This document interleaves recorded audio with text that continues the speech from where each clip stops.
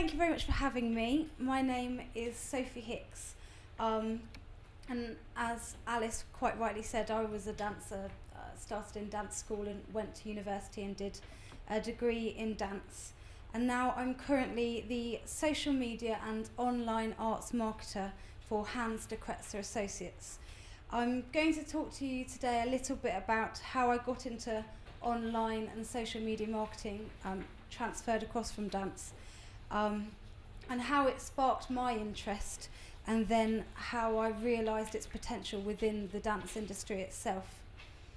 So having graduated only last June from university, I've not got an incredibly long career to talk to you about, so I thought I'd go through my top tips for social media that I feel like I've learnt from different situations that I've witnessed.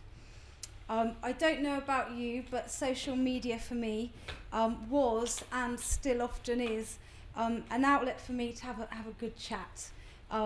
Usually about very important topics such as the X Factor or what's going on in the fashion, for example. But by following these trivial conversations, really, I realised that social media sites become a portal for people to engage in a conversation or an interest that really interests them and gets them excited. During my dance degree, I was fortunate enough to take a placement year, and I did that with Motion House, based up in Leamington Spa. And it was during my time at Motion House as the marketing and development assistant that I realised the potential that social media has of talking about dance, sharing thoughts and ideas about dance, promoting dance, and developing dance audiences. It's another way for us to engage in dance outside of the theatre, outside of the studio, be creative within dance and engage new audiences. And it was my time at Motion House that really made me want to pursue a career in social media and digital marketing. So after completing my placement year, I returned to university, where I focused on studying social media marketing and transferring it to within a dance background. I then based my final year dissertation on social media within dance, and I was able to kind of transfer all those elements of the theory into a practical dance setting. I also worked at the local student radio station as their social media officer, and that was almost like a bit of a playground for me to put ideas to the test and work out what works, what doesn't work.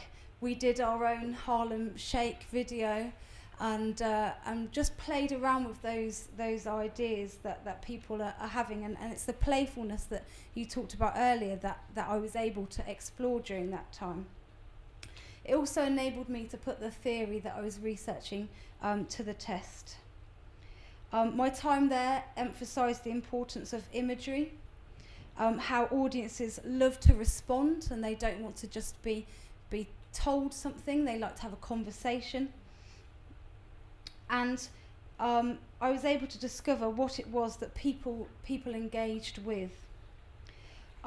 My time at student radio was very important, and it was more commercial than the area that I'm in now, but it enabled me to discover new things about the industry of digital marketing. I won an award for being the best newcomer for coming in to a student radio station and working on their digital marketing, because they were also a kind of side of things where digital marketing was pushed to the side, because a lot of people are concentrating on the presenting. Just like dance, you concentrate on the actual dancing, and the digital marketing is sometimes pushed aside. So that was really important for me. And then it encouraged me to continue down the online marketing career path. But with my main passion coming from a dance background, I wanted to continue in that field. So once I'd completed my degree, I began working for Hans de Kretzer Associates. And as I said, I'm the online and social media marketer. And that's mainly arts organisations, so I work on a variety of different dance campaigns, providing social media content for all of them. So we'll kind of look at the messages that that dance company or organisation is trying to put across, and finding new and engaging ways of engaging with those audiences and developing those audiences. And it can be quite difficult at times, because balancing all these different campaigns does mean that you regularly have to come up with different ideas, otherwise all these dance organisations are going to be doing exactly the same thing. So I do work on a variety of different campaigns, and I constantly strive to provide dance fans with engaging content, but also introduce new audiences to dance. I'm keen to discover what audiences enjoy engaging with online and find a crossover with dance. I can then tailor that content to accommodate those needs. So not only do I look at the dance side of what my audiences are interested in, but what else do they engage with? What else do they find interesting online? And how do you tie that together? How do you kind of take those two interests and kind of merge them together to keep those audiences coming back to you? So I would say that engaging content is key. But coming from the dance industry, we already have it. Natasha, you mentioned it earlier, but we've got all those gorgeous images to hand, because everybody's arguing over which one should be on the front cover of their programme. Well, why not put them all in a Facebook album? Instagram is a perfect place to show those behind the scenes images that often get lost behind the scenes, because it's not something that is often shared with the viewing audience. Everything goes onto YouTube. It's a great place to share content and for content to go viral, like was mentioned earlier. What also I find helps is if you can provide this kind of content on a regular basis. Working within the dance industry, I'm sure a lot of you have experienced that you might have a small amount of time of the year where you're touring, and then it might go quiet for a bit if you've got rehearsals or people are having a break.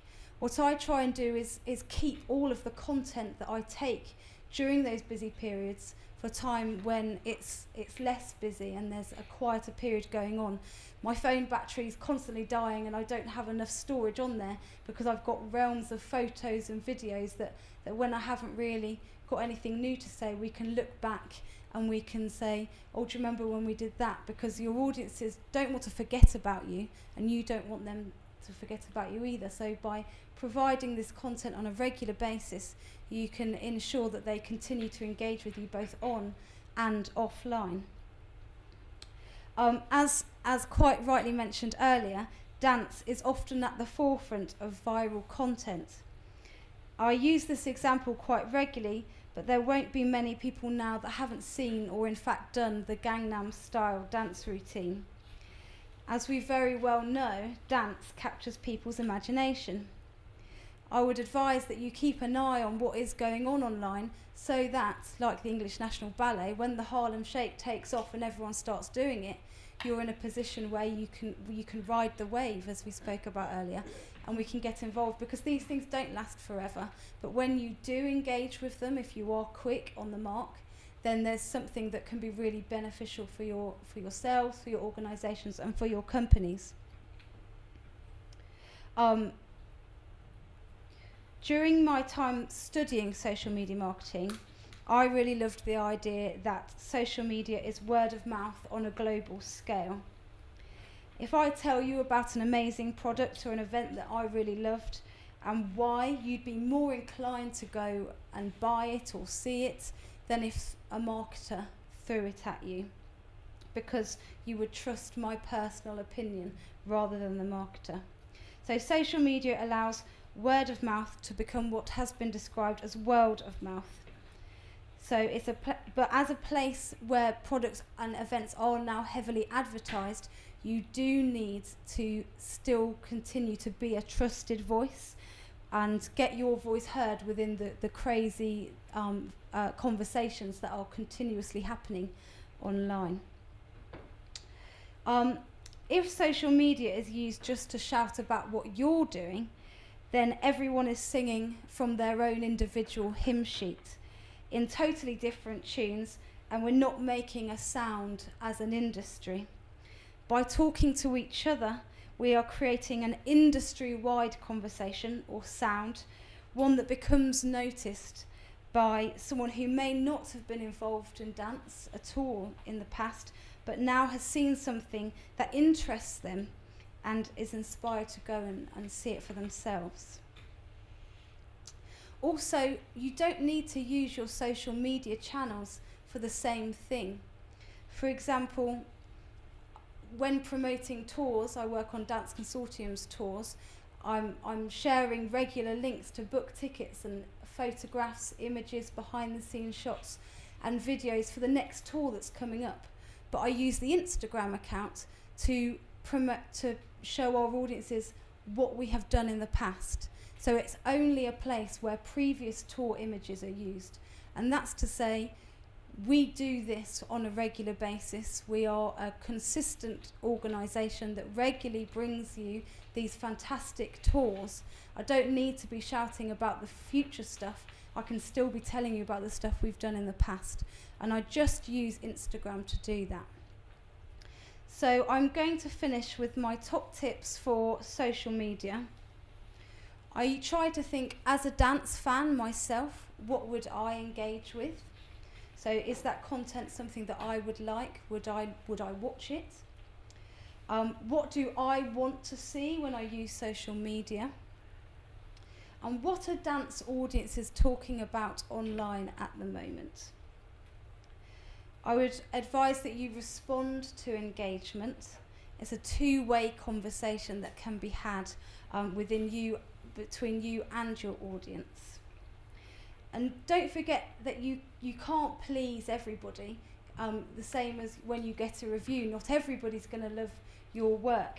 There may be negative comments, but just work out what's worth engaging with and be able to reply and help people in the best way that you can.